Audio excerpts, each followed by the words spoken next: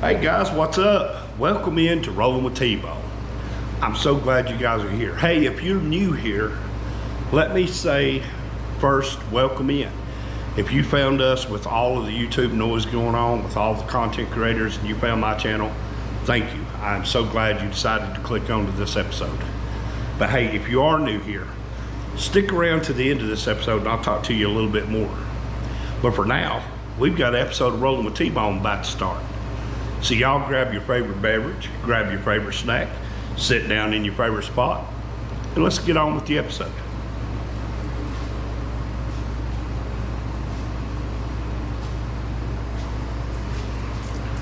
Seriously guys, Rolling with T-Bone's about to start. Let's go.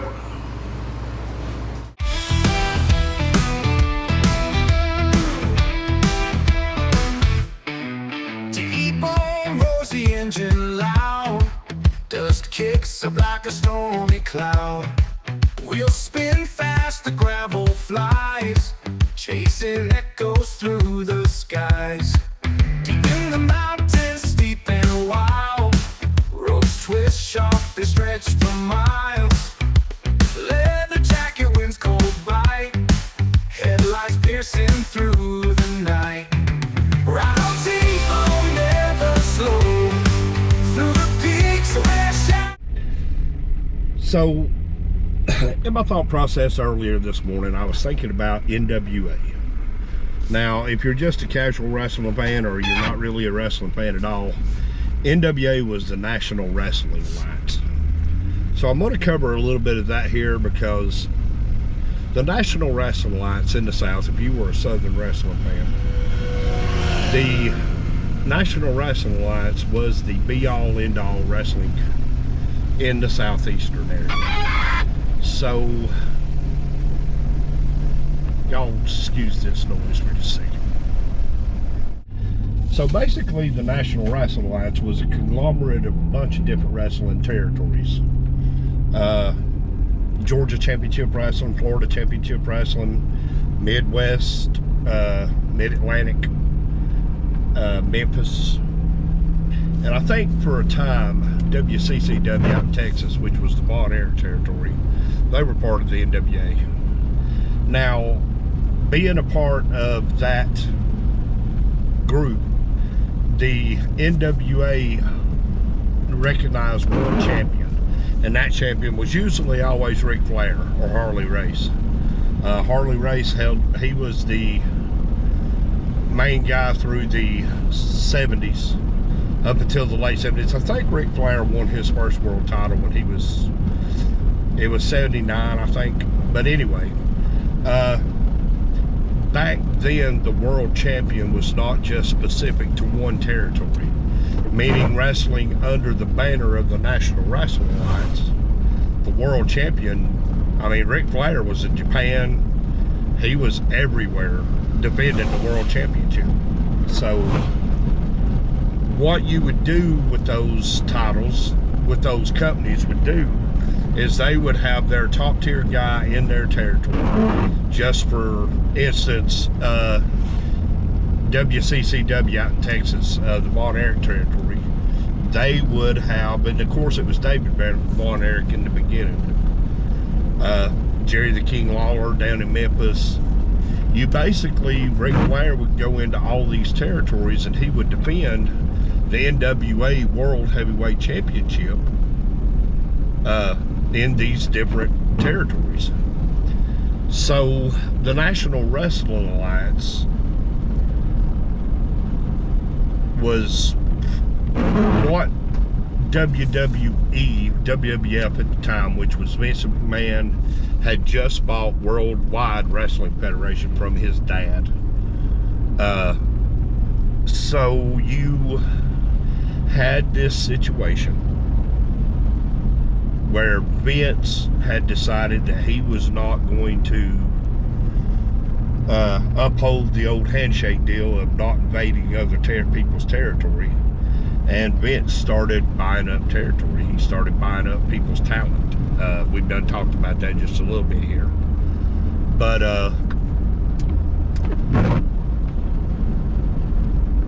Jim Crockett Promotions, which was at the time WCW, and WCW ran under the N.W.A. banner. Crockett Promotions was, by the end of the 80s, in trouble. Mishandling finances, whatever you want to blame it on, you know, insert here what you want to blame it on. But basically what would come from that is that Ted Turner, who was by that time had went into the cable business, he had a cable empire by that time. His station, super station WTBS, always showed, from the very inception of the channel, it always showed professional wrestling. At one time, WWF was even broadcast on WTBS, but they always had Jim Crockett Promotions on there, always WCW. So by the time we get to the end of the 80s, Crockett is in enough trouble to where he's losing his company. So I don't know exactly, I've never heard the full story. Somehow, just in a short amount of time, Crockett sold out to Vince McMahon, or not Vince McMahon, but to Ted Turner. Ted Turner would basically just overnight, real quiet, in a backroom deal, he would purchase World Championship Wrestling. Now, at the time, Ted Turner was the guy. He was the, you know, the billionaire. So he ended up buying a lot of the N.W.A. properties, meaning he was buying old wrestling footage from Mid-Atlantic. He was buying old wrestling footage from Memphis, Georgia Championship Wrestling. So you would have this changing of the guard, which started with Vince McMahon. The territories would go away. Now, in the process of this happening,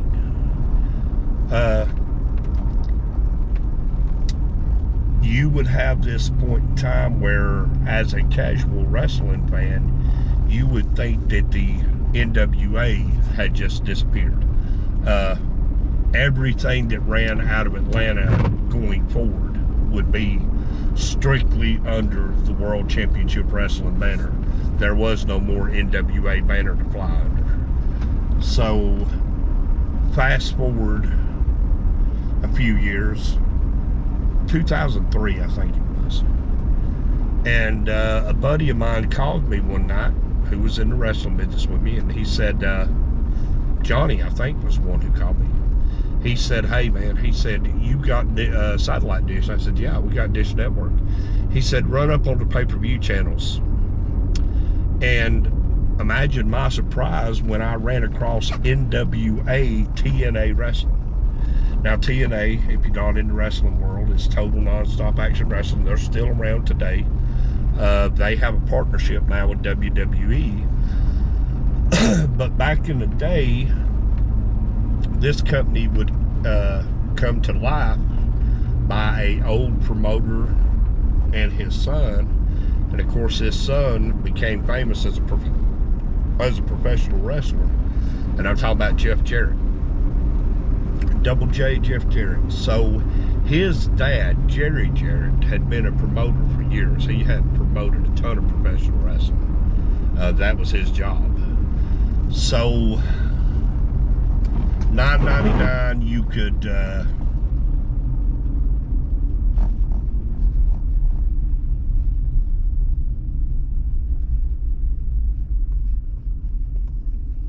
for $9.99 you could buy these events, whether it be you know,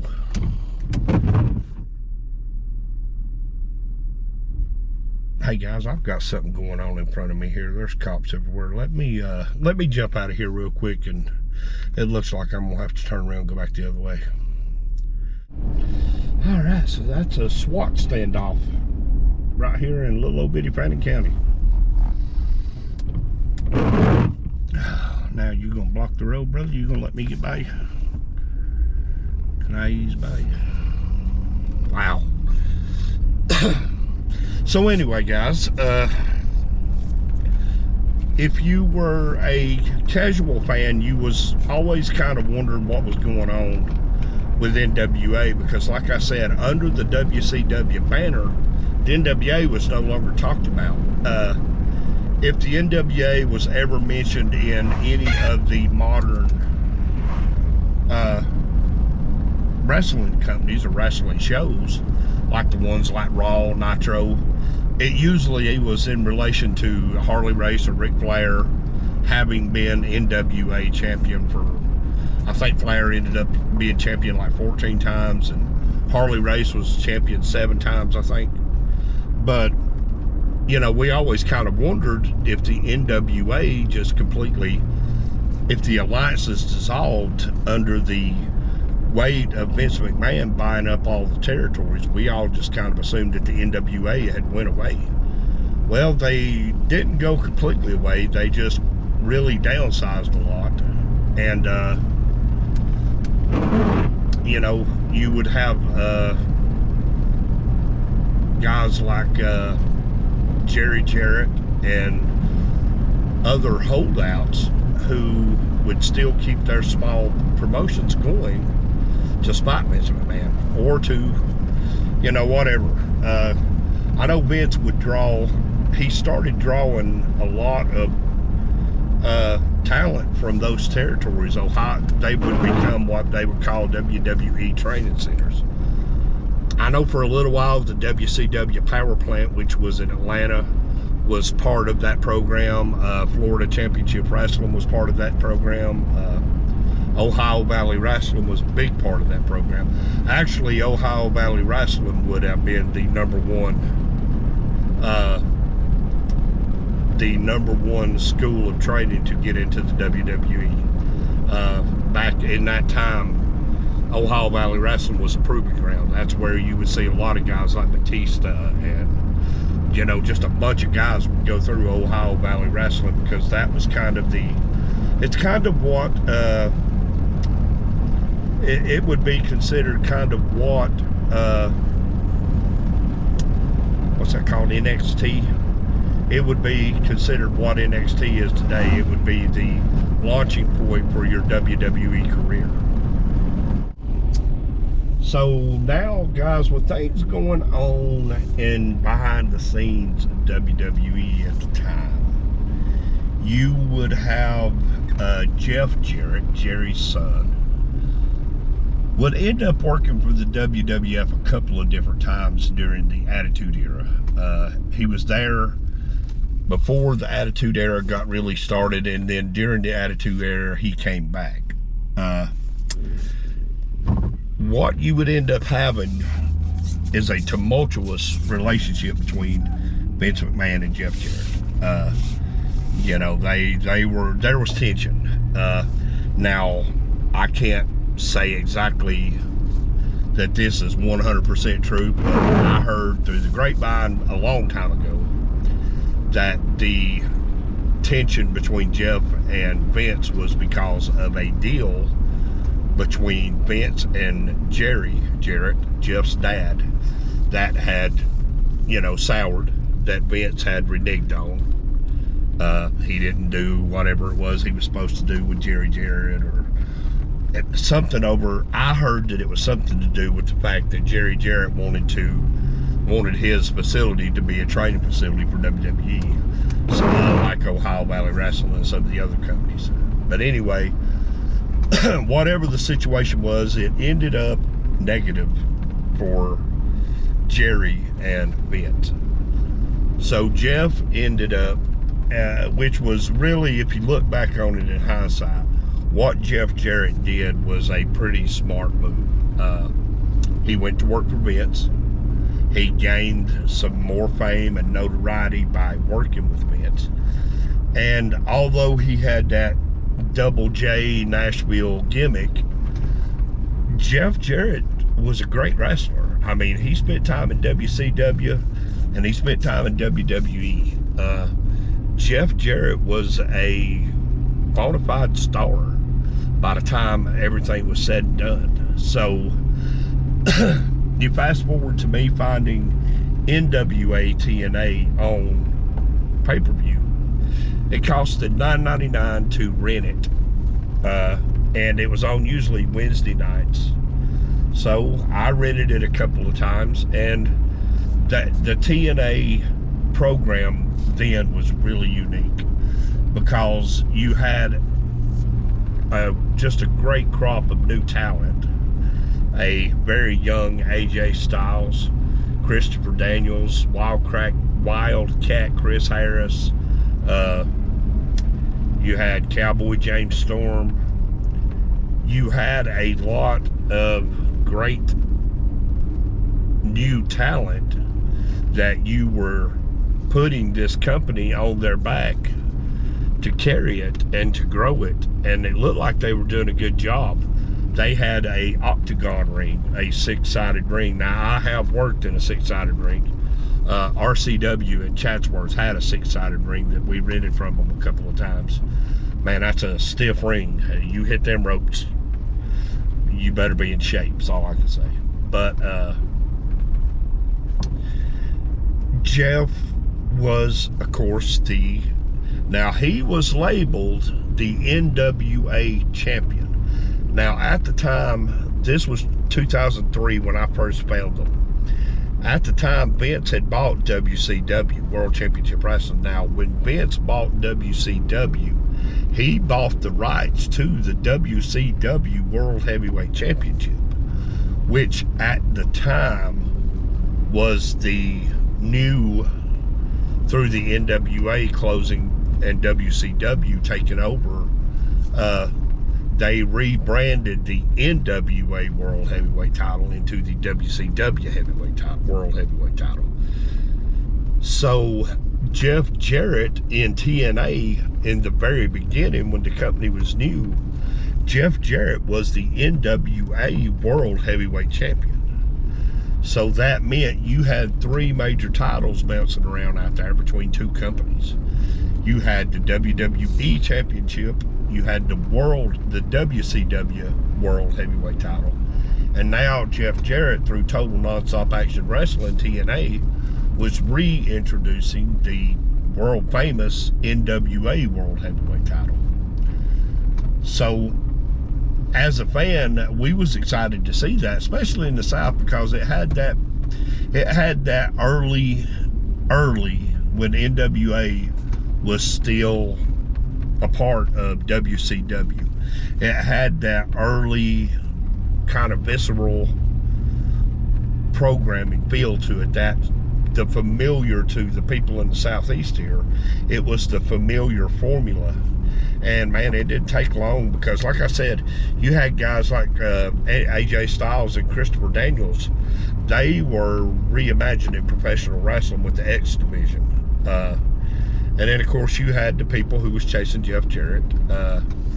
You had Abyss, who was, Abyss has been called a Kane knockoff. I'm not so sure that's right. Abyss was a great character, kind of the tortured soul character.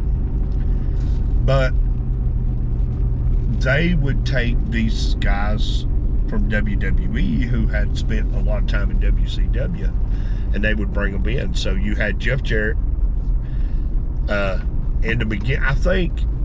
I want to say, guys, Mick Foley was the first one to go to TNA from WWE.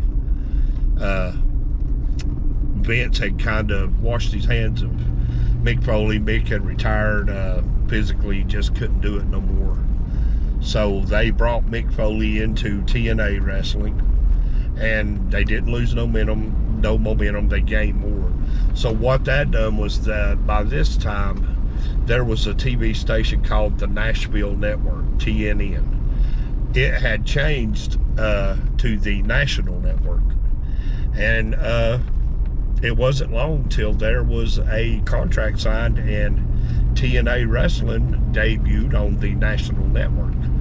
Now, if you remember, there was a time when Vince McMahon left USA Network and he took Monday Night Raw to TNN. So TNN fans of the network who watched it had already been introduced to professional wrestling through Vince McMahon. So now you have TNA existing in this kind of pre-set up world. So it was a good marriage. And it went on, it rocked on for about 3 years, growing at a slow, steady rate, as it should. Like I said, you had Mick Foley who showed up over there. Soon you would have Kevin Nash. Kevin Nash would show up there. And then you would have a lot of guys that were not mainstays on TV anymore, but they still had star power. They would trickle in. Kurt Angle ended up going to TNA. Sting ended up. Now, Sting was different because Sting came from the N.W.A. territory. Now, a lot of people, today's wrestling fans, won't remember this because Sting has, like 2015, Sting went to the WWE.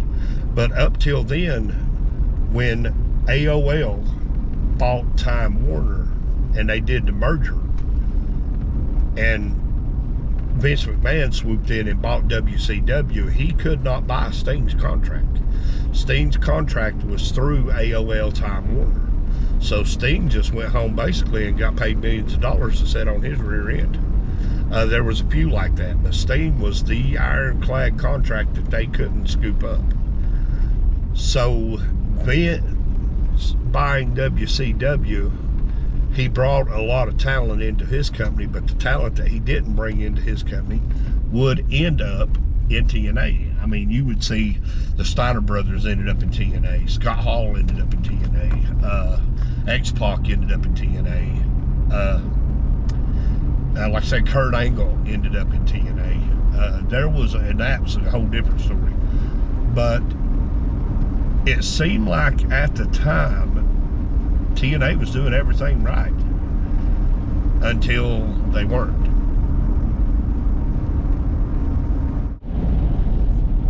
So now one of the major things that first went wrong, one of the first kind of downfalls, I guess you want to call it, to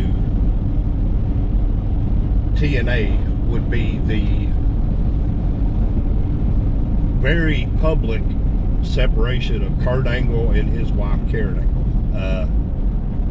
And of course Karen Angle would go on to marry Jeff Jarrett. Man, it's a very bad thing to have play out in the public eye, to have your personal life and all of your history with your wife, husband, etc. just played out in the public forum like it was. But that brought some bad publicity to the company. It really did. Because by this time, what you were seeing was, you would see Road Dogg Jesse James, Badass Billy Gunn. You would see a lot of old WWE talent come in, and they would get the top billing spot. So you would see the homegrown talent, like a Christopher Daniels or a AJ Styles, or, you know, you would see them kind of get buried in the card. And that was kind of the old formula of WCW when WCW would strike gold, of course, in '96, I think it was, with the formation of the N.W.A. with Nat Hall and Nash going to WCW, and then Hogan joining the N.W.A. And if you want to talk about the N.W.A. later on, drop down and let me know, and we can cover that and talk about that too. But it started looking, I had talked a minute ago about N.W.A. looking familiar, about TNA looking familiar to N.W.A. You would start seeing TNA starting to look like WCW looked, kind of on the backside of the N.W.A. And probably one of the biggest issues, and now we can argue this from dusk till dawn. Everybody will be right and everybody will be wrong all at the same time. But there's a lot of people who believe that the biggest mistake that TNA could have made was to bring Hulk Hogan and Eric Bischoff in. Now, initially Eric Bischoff was hired and Hogan came in, I think, under the Eric Bischoff package. So that would be led by a new person who had bought into TNA at the time, a lady named Dixie Carter. She came from Southern money. She had money, but she didn't know shit about wrestling. She was a fan, and from a fan's perspective, she thought bringing Hulk Hogan, Eric Bischoff, so on and so forth, she thought that would really raise the company's stock. Well, things had went so bad at the end of the N.W.A run in WCW that a lot of people had a bad taste left in their mouth from what had happened. So you would see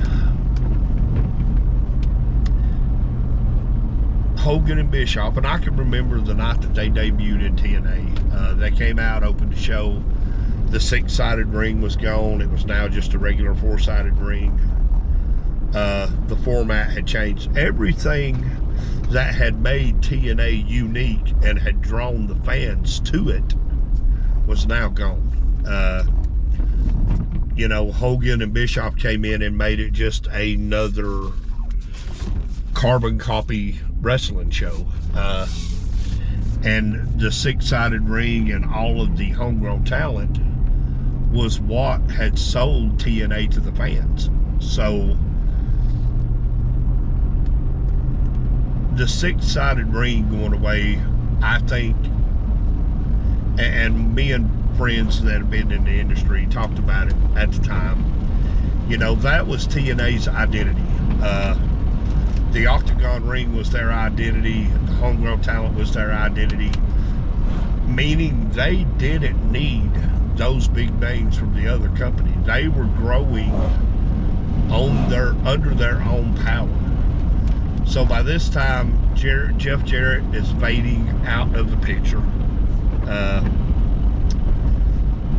You start seeing another influx of WWE talent. The Dudley Boys ended up there, run a storyline with Hogan. So you started seeing it go downhill, and I can remember one of the nights that I was like, wow, this might be bad. And that was the night that Hulk Hogan decided to go head-to-head with Vince McMahon with Monday Night Raw. He decided to take Impact, which was their weekly show, and put it head-to-head with Vince McMahon. But USA Network didn't let that happen because the night that TNA had scheduled to go on a Monday night, USA just changed the programming around. And I think at that time, it might have been because USA would boot Monday Night Raw a couple of times a year for the Westminster Dog Show. So basically USA would shift around their programming. So when TNA went on at 9 p.m., they were the only show to go on. There was no WWE Monday Night Raw to compete against. Now, you could say, and not be called a liar, you could say that whole thing with Hogan taking Impact, that Monday night show was just a publicity stunt. Because to my certain knowledge, they only did it the one time and they never did it again. So it was things like that started the decline. But of course, there's a flip side to that coin. And, you know, one side being that they were losing their homegrown talent, but the other side being that they were drawing the WWE fans over to TNA. So it was a catch-22. It's kind of a danged if you do and darned if you don't. So, you know, I lost interest in it after the 6-sided ring went away, and after I seen that they were burying the guys like AJ Styles, Christopher Daniels, you know, James Storm, Chris Harris, all these guys who had put the company on their shoulders and brought it from nothing and turned it into a weekly show on TNN. Those guys just kind of got buried in the back. They got buried under the main event mafia, which would consist of Sting, Kevin Nash, Booker T, who had joined. It was all main event level stars from WWE. So again, it was the old Bischoff Hogan formula of the N.W.A formula with just a different name. Bischoff would not last long in TNA. I'm not sure exactly what happened, but his run inside TNA, you know, being in the department of, you know, kind of the on-screen leader, didn't last long. Now, Hogan's tenure went for a while. Hogan was there for a while.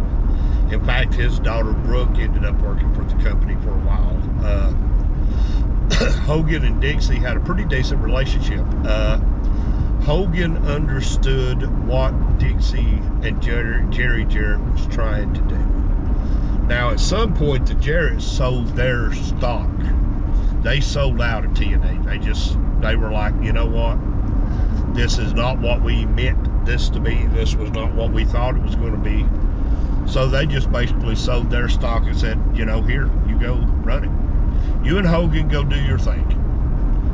So you fast forward then to now, when you look at TNA wrestling, it is more or less just another WWE show.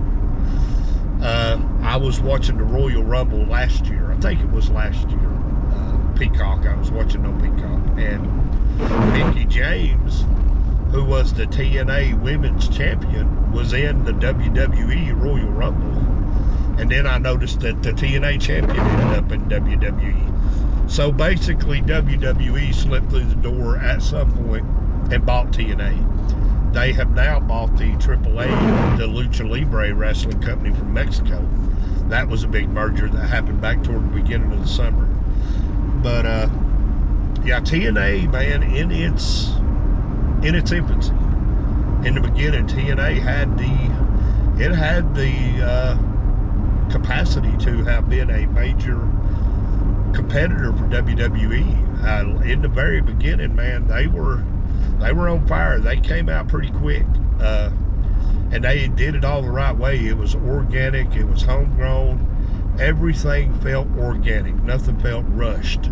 Nothing felt like it was being pushed. And you know, old familiar faces came around, and the next thing you know, another one bites the dust. All right, guys, so that was tonight's episode of Rolling with T-Bone. I hope y'all enjoyed it. If you're new here, I asked you if you would to stick around to the end of this episode, and I'd talk to you again. Guys, what I would like for you to do from here is go backwards. Don't hit the subscribe button just yet, because I'm not for everyone, and I understand that. But what I would like for you to do, guys, I have over 5 years, over 400 episodes worth of Rolling with T-Bone for you to check out.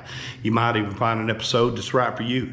Then if you like what you see, you think we might be right for you, consider hitting the subscribe button and becoming a part of the Rolling with T-Bone crew. We would love to have you here. But guys, to the old ones who are here, to the OGs, I love you. Y'all are the reason I keep doing this. Guys, until the next time though, I got work to do. So y'all remember, like, share, comment, go backwards, watch, and subscribe. Guys, until the next time, take care of yourselves, take care of each other, and as always, thank you for watching.